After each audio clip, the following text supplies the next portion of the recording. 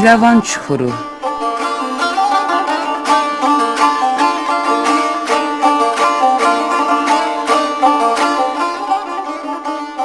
Hər vaxtınız xeyir olsun, hörmətli dinləyicilərimiz, xoş gördük hər birinizi. İrəvan çuxuru verilişinin növbəti sayında görüşünüzə gəldik.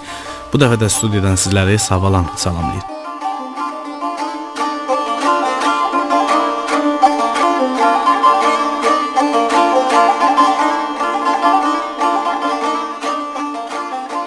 Bugün verilişimizə maraqlı bir həmsöhbət dəvət etmişik. Demək olar ki, bugünkü verilişimizin qonağı tək bizim verilişlərin yox, ümumiyyətlə Azərbaycan radiosunun verilişlərinin özəyini təşkil edir. Yəni o verilişlərin hazırlanıb efirə getməsində birbaşa böyük əməyi var. Bizim hörmətli diktorumuzun, Respublikanın əməkdar artisti Eldos Bayramın. Və bugün də Eldos Bayram studiyamızın qonağıdır və mənim həmsöhbətimdir. İndi mən onun maraqlı söhbətlərini, iş əmək fəaliyyəti haqqında bəzi bilgilər də sizlərə çatdırmaq istəyirəm. Amma təbii ki, Eldos müəllimlə bugün həmsöhbət olmaq çətindir. Baxmayaraq ki, Eldos müəllim jurnalist deyil, diktordur. Diktor kimi fəaliyyətindən əlavə də Eldos müəllim sözü, mətni gözəl bilən ziyalılarımızdandır.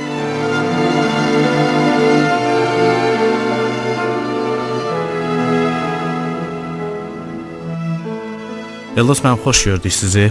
Xoş gördük. Xoş gəlmisiniz. Mən bu sözləri niyə dedim? Bayaq efirdən qabaq siz bir mətnə baxırdınız və onu çox peşəkarcasına və həddindən artıq diqqətlə onu redaktə elədiniz. Hətta biz 1-2 dəqiqədə gecikdik efirə. Bu nədən irəli gəlir? Birinci növbədə dinləyicilərimizin hər vaxtı xeyir olsun, salamlayıram bütün dinləyicilərimizi. Can sağlığı arzulayıram hamıya. Təşəkkür arzulayıram. İkincisi də sizin sualınıza cavab verim. Təbii ki, birinci növbədə məsuliyyətdən irəli gəlir. Çünki Azərbaycan radiosunda diktor olmaq özü böyük şərəfdir. Hərəsi bir tanınmış müəllim olan, hərəsi bir institut olan korifeylərin yetirməsi olmaq, sonra onların ənənələrini, onların peşələrini davam elətdirmək başqa bir məsuliyyətdir. Onu gərək şərəflə də davam elətdirəsən. Və üçüncüsü də öz işinə məsuliyyətlə yanaşmaq, öz sənətini sevməyin nəticəsidir. Səbəb budur. Mən sizin həyat yolunuzu bilirəm, yaradıcılığınızı bilirəm, dinləyicilərimiz də bilir. Amma səsinizi eşidib, adınızı bilən gənc nəsil də var. Onlara da maraqlı olar Eldos Bayramın həyat və yaradıcılığı. Bu barədə də yeni bilgilərə ehtiyacımız var. Gənclərdən son dərəcə razıyam.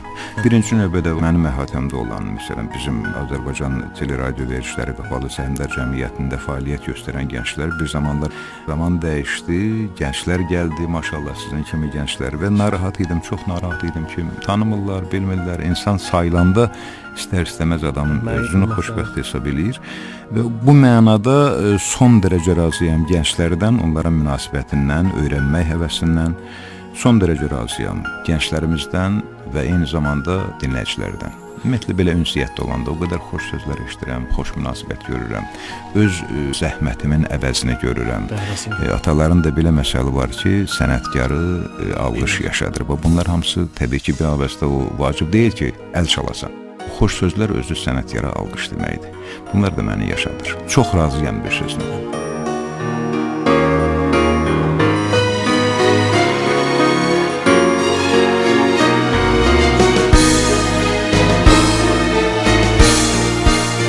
Pedaqoji Universitetin səhv eləmirəmsə Tarix fakültəsini bitirmişəm. Bəli, Tarix fakültəsini bitirmişəm. 64-də Kürdəmir rayon orta məktəbini qurtardım.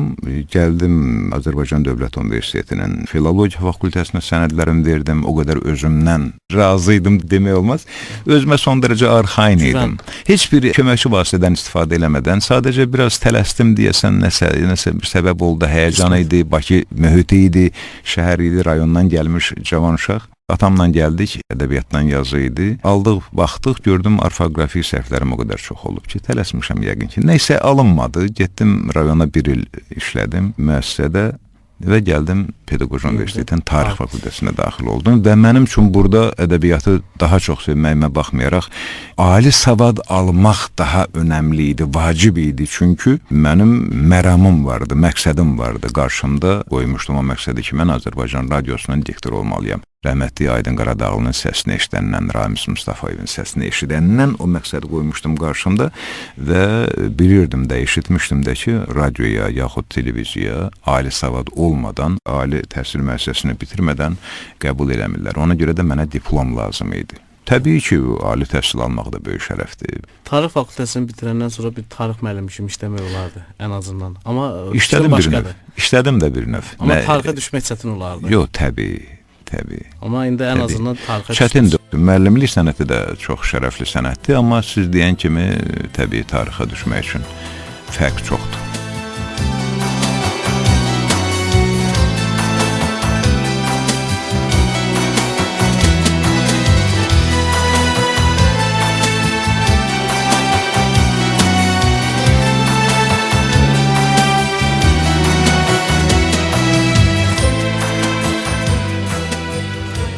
Necə yazıldı tarix Eldos müəllim? Mənim demək olar ki, diktorluğum institutun yataqxanasından, deməli Pedaqoji Universitetin indi sökülən Bakıxanovda yataqxanası vardı. Sonra təhsil müəssisəsi oldu. 4 il yaşadım yataqxanada. Bir tərəfdə oğlanlar yaşayırdı, bir tərəfdə qızlar yaşayırdı. Yəni tələbə həyatı. Tələbə, bəli, tələbə olan illərdə və hamı da bilirdi ki, mənim məqsədim diktor olmaqdır. Mən diktor olacağam və tələbə yoldaşlarım da elə diktor kimi qəbul edir, gələcək diktor kimi qəbul edirdilər məni. Deməli, məktəbə səs gücləndirici gətirdilər, aparatura gətirdilər. Hər həftənin axırında, şənbə ya bazar günü yadımdan çıxıb, biz yataqxananın daxilində efirə çıxırdıq, Zöhrə adında bir qızla. Deməli, professor müəllim heyətinin və tələbələrin həyat və fəaliyyəti haqqında materiallar gedirdi, institutda baş verən hadisələr haqqında. Orada məlumatlar oxunurdu. O şəraiti oxunurdu. necə qurmuşdunuz? Yəni, o texnikanın inkişaf eləmədiyi bir vaxt o şəraiti necə qurmuşdunuz? Mütəxəssislər var idi də. Gəldilər, qurdular yataqxanada. Bizim otağımız vardı orada, diktor otağı. Və orada Zöhrə ilə biz diktorluq eləyirdik, o məlumatları yataqxanada yaşayan tələbələrə çatdırırdıq. Zöhrə xanım da diktor oldu mu sonra? Yox, təbii ki, öz ətrafımda onu görmədim. Zöhrə xanımın adı yadımdadır. 1965-69-cu illərdə oxumuşam institutda. Sonra onun axırında, yəni verilişin axırında bir bədii güşə də olurdu. Tələbələrin yaradıcılığından nümunələr oxuyardıq. İstedadlı tələbələr vardı, şeir yazırdılar, hekayə yazırdılar. Tələbə yoldaşlarımdan biri mənə şeirlərini verdi ki, mənim şeirlərimi oxuyarsan, adı düzü yadımdan çıxıb. Oxudum onun şeirlərini, çıxandan sonra dedi, o ver bura, ver o şeirləri bura. Verdim, qaytardım şeirləri, bir sıraladı, baxdı, şeirlərdən birini götürdü, düz mən yazmışam, xoşuma gəlməm, atmaq istəyirdim. Sən oxuyandan sonra xoşuma gəldi, yox, bunu da verəcəm, verəcəm çapa. Nəsə səslənmədə xoşuna gəlmişdi. O vaxtdan diktorluğum mənim başlayıb, amma gəldim, məni biraz qorxutdular tələb olan vaxt. Mən televiziyaya gəlmək istəyirdim. Təbii ki, cavan idim, biraz da hardasa hesab eləyirdim ki, başqaları da belə qəbul eləyirdilər. Yəni, yarıyırdım bir növ. Simaca da, xarici görünüşcə də televiziya diktorluğa yarıyırdım. İstəyirdim televiziyaya gəlim, tələbə yoldaşlarımdan biri dedi ki, bəs hansısa adı yadımdan çıxıb, diktorlardan hansısa, mənim qohumumdur, televiziyada belə bir şey var. Gərək rus dilində də, Azərbaycan dilindəki kimi səlis danışasan, heç bir xəta olmadan, təmiz danışasan, onda səni qəbul eləyəcəklər. Ləhcə olmadan, dialekt olmadan. O da təbii ki, rayondan gəlmişdim. Nə qədər çalışsam da, ləhcədə var idi. Hərçənd, deməli, 66-cı ildə 2-ci kursda bizim institutu bağladılar. Müvəqqət olaraq qabaqlar orta məktəblərdə, institutları da pambıq yığmağa göndərirdilər. Biz də göndərdilər İmişli rayonuna. İmiş rayonunun kəndlərinin biri idi. Pambıq yığmağa. Mən də uşaqlıqdan Kürdəmir rayonu pambıqçılıq rayonudur. Uşaqlıqdan pambıq yollarının içərisində böyümüşəm də birini pambıq yığaya, yəni orta məktəbdə. Orta məktəbdən də, evdən də gedirdik, yığırdıq. O pambığı mən gördüm, ağappaq yarpaqları tökülmüş pambıq gəl deyirdi.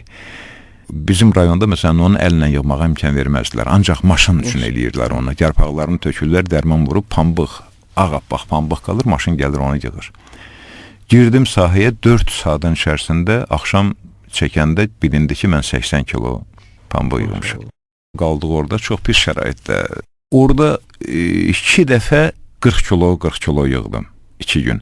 O da səbəbi bu idi ki, çiskin yağış yağırdı. Qalan vaxtlar 70, 80, bir dəfə 115 kilo yığmışdım. O deyirlər pambığı yaşlığına çıxmaq. 10 kilodan 1 kilo çıxırdılar o yaşlığına. Gördülər ki, mən 115 kilo yığmışam, o yaşlığa çıxmadılar. Sonra nəyə görə pambığı yada saldım? Mənim tələbə yoldaşlarımdan biri, 2 Azərbaycan qruppası idi bizdə, bir də Rus qruppası. Dedilər ki, Rus qruppası baxmaq istəyirlər, sən məətəl qalıblar ki, bu qədər necə pambıq yığmaq olar? Baxmaq istəyirlər, dedim, baxsınlar, gəlib baxsınlar, mən 250 yığırdım, səbəb burada idi və uzağa da getmirdim, elə yanımda olanlar yığırdı. Amma bu şərtlə ki, mənə Rus dilini öyrətsinlər. Elə də oldu. Yox şərt idi. Təsəvvür edin, 3 il elə demək olar ki, o rusların içərisində, rus qrupasının tələbələrinin içərisində oldum. Bir növ nə öyrəndimsə, əsas bünövrə onda qoyuldu. Amma təbii ki, bu televiziyada diktor olmağa yaramadı. Kifayət eləmədi daha doğrusu və qərara gəldim ki, radioya gəlim, radio diktor olum və peşman da deyiləm. Son dərəcə sevinirəm ki, mən radioya gəldim, çünki radio məktəbdir. Hətta o iş prosesində dəfələrlə gördüm, televiziya diktorları gəlirlər radio diktorlarından, öyrənirdilər, gedirdilər, məktəb keçirdilər, dərs keçirdilər. Məsələn, Ofeli Sanani bizim gözəl diktorumuz Ofeli Sanani radiodan gedib. Yeri düşmüşkən deyim ki, hörmətli Ofeli Sanani ilə bir yerdə biz radioda çox populyar bir veriliş olan Natəvan Qızlar Klubunun aparıcıları olmuşuq. Təvəllüd rəhmətli Natiq Səfərov yaratmışdı. Natiq Səfərov da bəli yaratmışdı, onun böyük fəaliyyəti olub. Biz oxuduğumuz, məsələn, mən oxuduğum, məndən qabaq Rafiq Hüseynovla deyəsən Ofeli xanım aparmışdı. Sonra aparıcılar dəyişik, başqa aparıcılar olmuş. Müəllim idi redaktor yoxsa? Yox, Firuzə İbadova. Firuzə İbadova indi yenə bizdə televiziyada işləyir, Firuzə Nadir. Natiq başqa bir məktəbdir o heç. Amma Firuzə xanım da çox istedadlı jurnalistdir. Firuzə gələndən sonra mənə elə gəlir ki, dinləyicilərin sayı daha çox oldu. Hədsiz məktublar alırdıq. Çox maraqlı dinlənilən və ünvanına məktublar yazılan verilişlərdən biri idi. Bax, Ofeli xanım özü bizdən gedib, Davud Əhmədov buradan gedib. Mən işə girəndə 72-ci ildə Davud bir müddət işləmişdi, sonra rayona getmişdi, yenə gəldi. İşlədi, sonra yenə Sabir yenə televiziyaya getdi. Sabir Ələsgərov burada işləyirdi. Məsələn, mən öz müəllimlərimdən biri hesab edirəm onu. Sabir Ələsgərov da radiodan getdi. Hicran Hüseynov rəhmətli, ruhu şad olsun. Hicran Hüseynov arada gəldi. Məsələn, bir müddət bir növ təcrübə yığdı. Təzədən getdi, televiziyada işlədi. Bəli, radio başqa bir aləmdir. Radionun çətinliyi oradadır ki, öz üzünü göstərmədən, yəni sənin üzünü görmədən dinləyici sənin oxuduğun materiala, onlara çatdırdığın materiala münasibətlə sənin obrazını yaradırlar. Bəxtin onda gətirir ki, sən obrazı, yaxşı obrazını yaradırlar, yaxud xoşa gəlmir.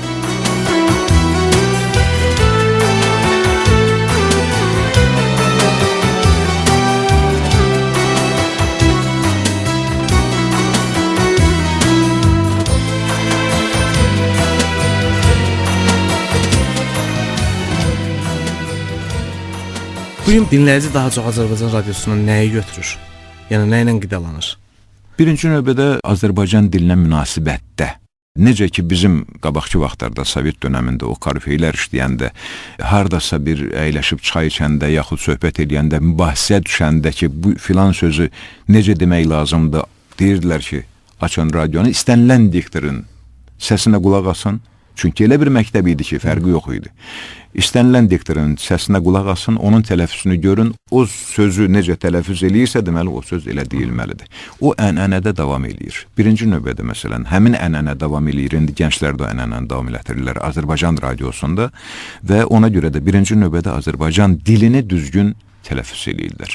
Müqəddəsimiz Əli əleyhissalamın belə bir kəlamı var ki, insanlar atalarından çox yaşadıqları dövrana vaxt oxşuyurlar. Dövran dəyişib, vaxt dəyişib, kənar zərbələr də çox olur, kənar təsirlər də, mühitin də təsiri çox olur. Ola bilər ki, kimsə təbii ki, o Sovet dönəmində olduğu xarifeylər səviyyəsində ola bilməsin. Amma dəxli yoxdur, ənənə davam eləyir, cavanlar da gəlirlər, bizim Əli Məhəmmədoğlu məsələn cavanları öyrədir, həmin ənənə ilə, həmin yolla Azərbaycan dilinin düzgün təbliğini.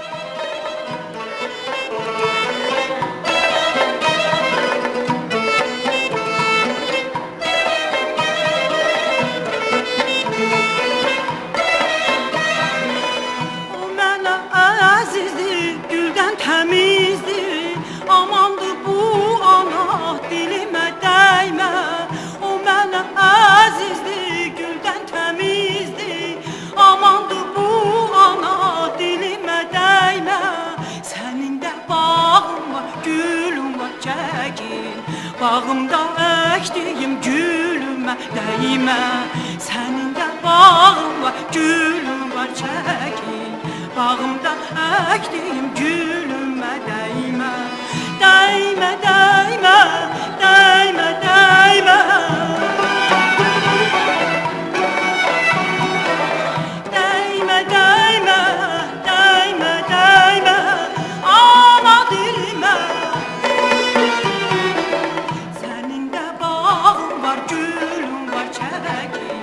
Bağımda əkdiyim gülümə dəymə.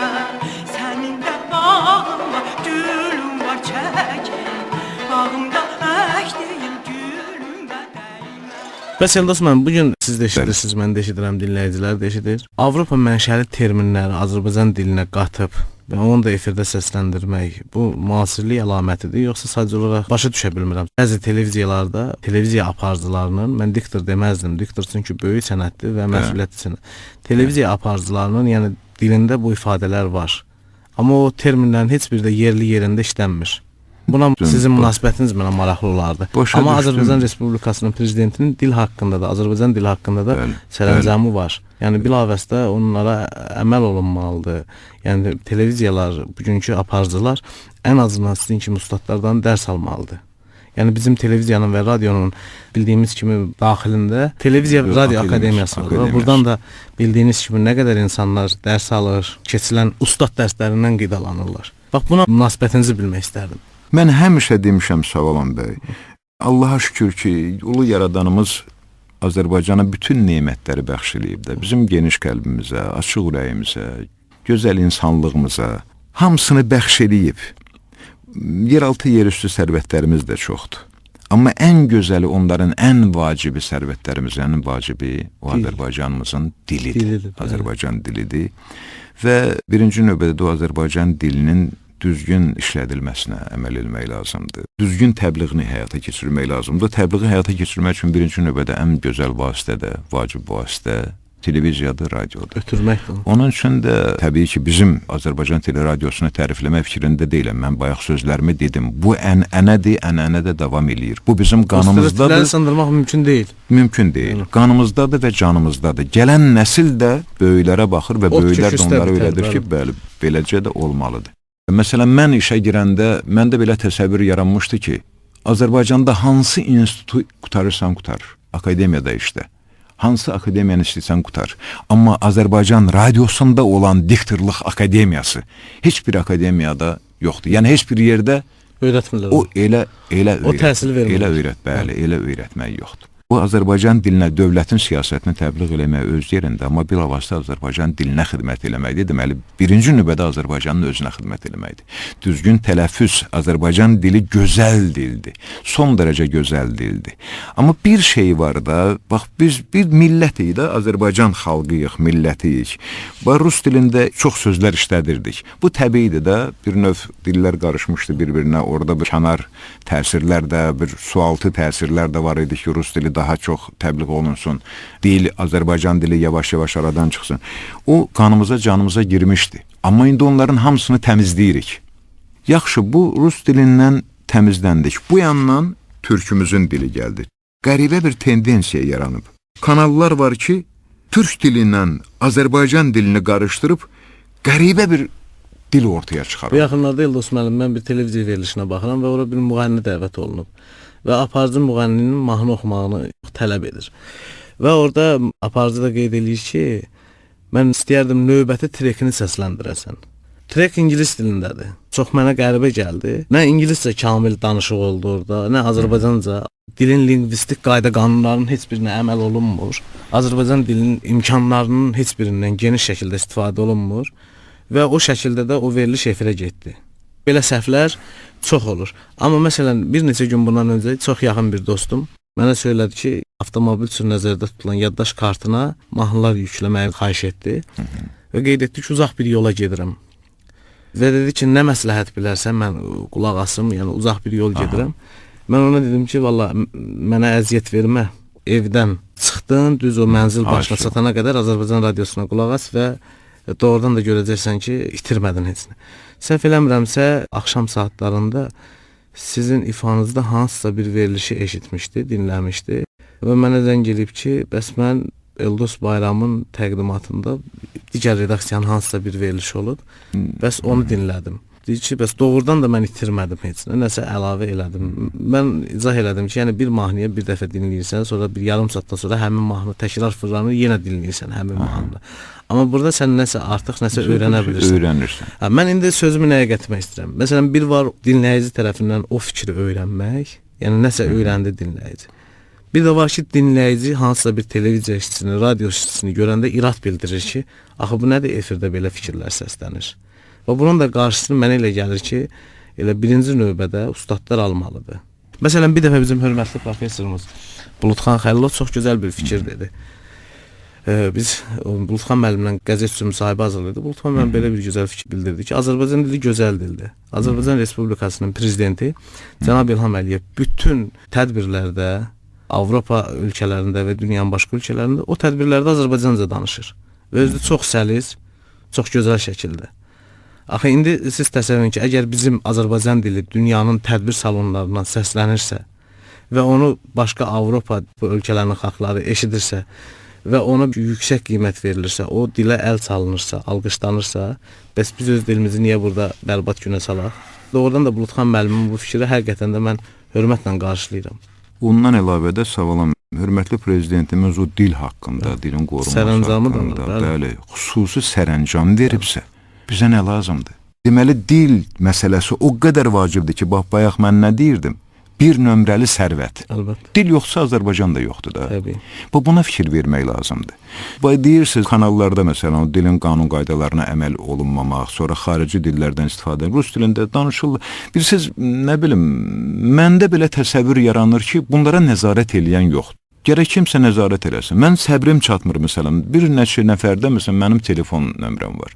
Bir dəfə dəvət elədilər məni, səhər proqramında bir yarım saat canlı efirin qonaq oldum. Dil haqqında, efir haqqında söhbət elədik və orada mən öz mobil telefon nömrəmi 2 dəfə elan elədim. 2 dəfə nə məqsədlə elan elədim ki, kimə lazımdır, hansı sözdə çətinlik çəksə, müraciət eləsin, mən ürəyim açıq, qəlbim açıq, qapım açıq. Heç nədən çəkinmirəm. Müraciət edən olub. 37 il xəbərlər oxumuşam, müxtəlif məlumatlar oxumuşam. İndi sizin Xalq Yaradıcılığı redaksiyasının verilişlərini oxuyuram. Burada da var, elə sözlər var ki, mən onu bilirəm, yəni eşitmişəm, artıq o beyin kompüterinə yazılıb. Mən dərhal onu deyirəm. Çətinlik çəkəndə də bizdə vurğu kitabı var, oradan öyrənməkdir. Ana vətən, ana diyar, ana dilim, fəxr eləyim bu dilimlə yurdum elim. Azərbaycan xalqınındır bu dil bilim, ayırmarıq dilimizi çiçəkdən biz, çox sevirik dilimizi ürəkdən biz. Ayırmarıq dilimizi çiçəkdən biz, çox sevirik dilimizi ürəkdən biz. Ürəyimdə bu dilə var məhəbbətim, bu dil mənim basılmayan güc qüdrətim. Azərbaycan dili mənim səadətim, dilimizi bəzəyərik kələngdən biz, çox sevirik dilimizi ürəkdən biz. Və Yıldız mən sözü çəkər. Bugün bizim redaksiyanın verilişlərini oxuyursunuz, Xalq Yaradıcılığı redaksiyasının verilişləri. Mən elə gəlir ki, çətinlik çəkmirsiniz. Çünki elə özünüz də elin o bağın içindən çıxmış adamsınız və o bildiklərinizə təkrarən yenə bir də səhv eləyirsiniz. Məsələn, folklorumuzdan bağlı, etnografiya ilə bağlı. Və mən bir dəfə sizə demişdim illər öncə ki, mən elə bilirəm ilməni məhz siz yazırsınız. Heç Məmməd Oruc onun senari müəllifi deyil. Çünki onu o qədər doğmalaşdırıb verirsiniz. Və bu barədə istəyirəm fikirlərinizi öyrənim. Doğrudan da, bu özün dedin də, mən kənddə böyümüşəm, toz torpağın içərisində böyümüşəm. O kənd, zəhmət, 8-ci sinfi qutaran kimi atama dedim ki, mən işləmək istəyirəm. Dedim, işləmək istəyirəm, kişi məhtəl qaldı ki, necə yəni işləmək istəyirəm, sən məni biabır eləmək istəyirsən.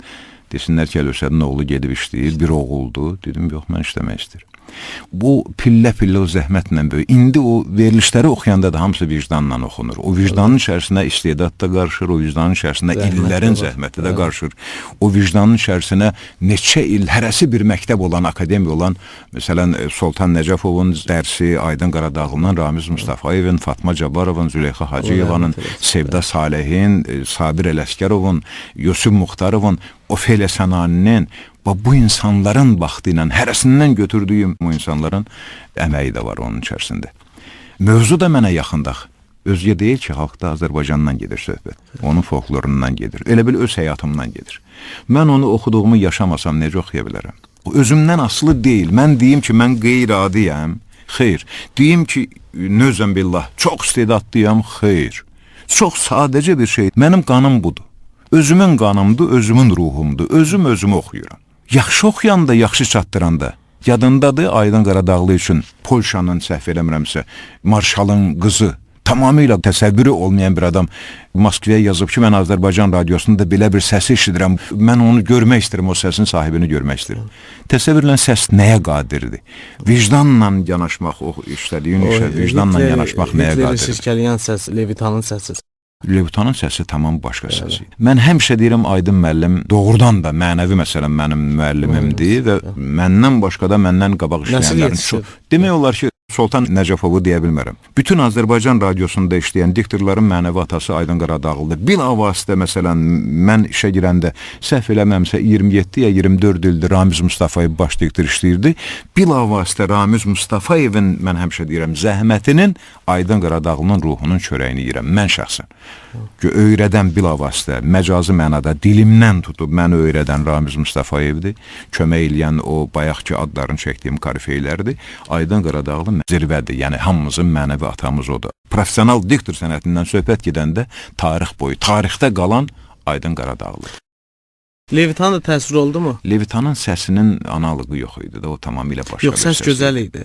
Amma çatdırılmada pafos var idi. Təbii ki, elə olmalıydı. Yəni o bura təsir elədi mi? Məsələn, sizin kimi nəsil yetişdi, o nəsildə təsir elədi mi Levitan? 100%. Ümumiyyətlə Sovet dönəmində var idi da pafos. Bir nəfər mən dedim ki, Aydın Qaradağlı, dedi Ayıldaş müəllim, sizin özünüzdən xəbəriniz yox. Dedim nədir, nə mənada? Dedi yox, Aydın müəllim heç də, Aydın müəllim o başqa. Mən təsnifatını verim sizin səsinizin, müəllimin və tələbənin. Məhtəl qaldım, dedim buyur. Dedi Aydın Qaradağlının səsini eşidəndə adamı bir vahimə bürüyür. Eldos Bayramın səsini eşidəndə elə bir adama həyat eşqi gəlir. Çox qəribə təsnifatdır. Fərqini hiss eləyə bilib onun. Bilmirəm. Hər halda mənim üçün böyük şərəfdir. Böyük şərəfdir ki, Aydın Qaradağlının, məsələn, bilavasitə demirəm də, Aydın Qaradağlı bilirsiniz necə? Məsələn, 8 il rəhmətli ilə bir yerdə işlədik. O qədər zəhimli adam idi ki, mən ümumiyyətlə yaxınlaşıb söz soruşmağa da düzü. Elə tək mən yox, başqaları da demək olar ki, biraz çəkinirdik. Aydın müəllim səsi gələndə elə bir ki, bütün Azərbaycanını qucaqlayırdın. O qədər millilik vardı o səsdə, o qədər axıcılıq vardı o səsdə, o qədər əzəmətli ataların o, deyir mən öz sözümdə ayağını yerə vuranda yeri titrədən ataların əzəməti vardı o səsdə. Əsl Azərbaycan səsi idi. Onun təsir altına necə düşməmək olardı? Mən də yavaş. Haradasa müəyyən xalları qalıb. Və sosial şəbəkələrdə də maşallah aktivsiz. Sevənlərlə, dinləyicilərlə. Məcbur elədilər. Çox qaçırdım. Görürsünüzmü onun təsirini? Yəni münasibətinin təsirini? Son dərəcə. Məsələn, nə yazırlar, maraqlıdır? Ancaq xoş sözlər. Alqışlar. Efirə də qulaq asırlar. Sağ olsunlar. Hamıya minnətdaram. Mənəvi cəhətdən məni yaşadırlar. O qədər xoş sözlər yazırlar. Xəstələnmək də istəmirəm. Xəstəlikdə də özümə təskinlik verirəm. O yazılanları nəzərə alıram. Bundan böyük xoşbəxtlik varmı dünyada? Yoxdur. Eldos mənim o televiziya və radioya həsr elədiyiniz illəri mən elə gəlir ki, təəssüflə qeyd eləməmsiniz. Yox, yəni, mən bunu sona yaxın bilmək istəyirəm. Əksinə. Və bu yaşdan sonra da çalışmaq mənə elə gəlir ki, sizə daha da stimul verir. O vaxt o 2009-cu ildə pensiyaya çıxanda mən ərizə yazmışdım, getmək istəyirdim. Hörmətli sədrimiz Arif Alşanov məni saxladı. Dedi, mən səni saxlayıram bədii verilişlər oxumağa. Və ünvanım oldu Xalq Yaradıcılığı sizin redaksiya, hörmətli Tahir Talıblı'nın rəhbəri elədiyi redaksiya. Və çox razıyam. Yenə öz mühitimə düşdüm. Heç vaxt yorulmayasınız. Çox sağ ol, çox minnətdaram. Səsiniz gəlsin həmişə. Sağ ol. Siz kimi cavan aparıcılara, cavan jurnalistlərə mən can sağlığı arzulayıram. Bütün Azərbaycan radiosunun, televiziyasının dinləyicilərinə, tamaşaçılarına həmişəki kimi ancaq can sağlığı arzulayıram.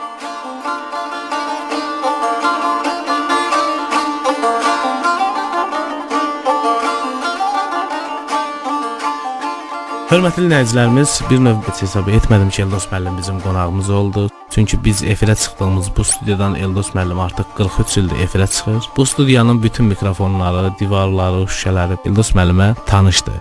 Və mən Eldos müəllimi heç də studiyanın qonağı hesab etmirəm, heç etmək niyyətim də yoxdur. Sadəcə olaraq Eldos müəllimlə biz bugün bir yaradıcılıq hesabatı aldıq, qabaq qənşərə əyləşib, söhbətləşdik və müəyyən bilmədiklərimizi də Eldos müəllimlə öyrəndik. Respublikanın əməkdar artisti Eldos Bayrama uğurlar diləyir və xatırladım ki, verilişi Savalan təqdim etdi. Sağ olun, sağlıqla qalın.